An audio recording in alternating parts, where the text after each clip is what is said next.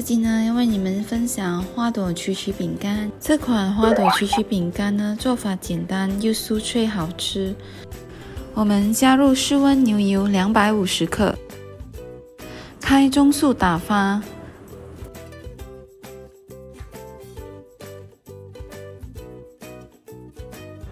打发至有少许的奶白色就可以了。我们加入100克的糖粉，一样开中速打发，将它混均匀。现在呢，我们准备63克的鸡蛋，大概呢是1粒半的鸡蛋，再将它打发均匀。接下来呢，我们加入低筋面粉460克。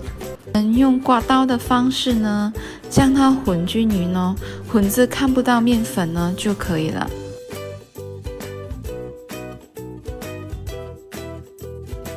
混至呢大概这样的程度就可以了。然后呢，我们将它倒出来，再用手呢将它揉成一团。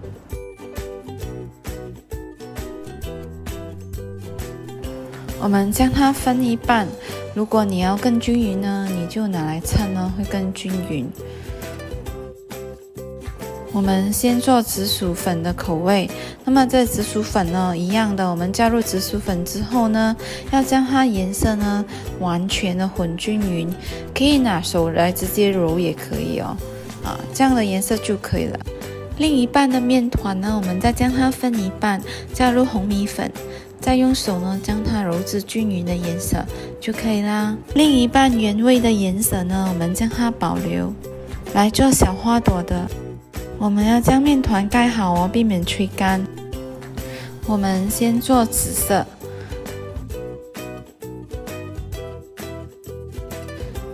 用烘焙纸盖住呢，我们大概将它擀至大概有一个0.5公分的厚度呢就可以了。厚薄度呢你们个人喜欢哦。我们将它擀平呢，过后呢我们再将它放入冷藏一个15分钟就可以啦。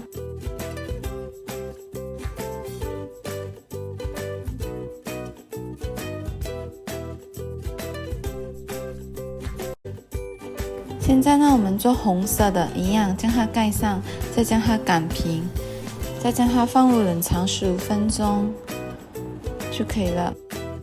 接下来呢，我们做原味的，也一样哦，将它擀平，再放入冰箱冷藏15分钟就可以啦。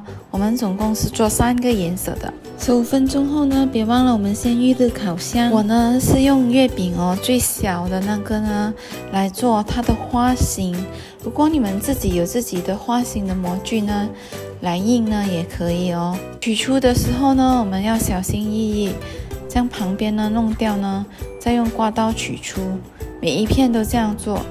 接下来呢，我们用小的一个花型呢压在中间。那么就变成一个梅花，中间的呢，我们是要将它取出。那么接下来呢，我们做原味的，原味呢，我们用这个小花朵呢，将它印成小小的，再小心翼翼的取出，放在花朵的中间就可以。每一个颜色都是这样做。最后呢，我们放入预热的烤箱，烤160度17分钟。哇哦，好漂亮又香喷喷的花朵曲奇饼就好啦，颜值高又好吃。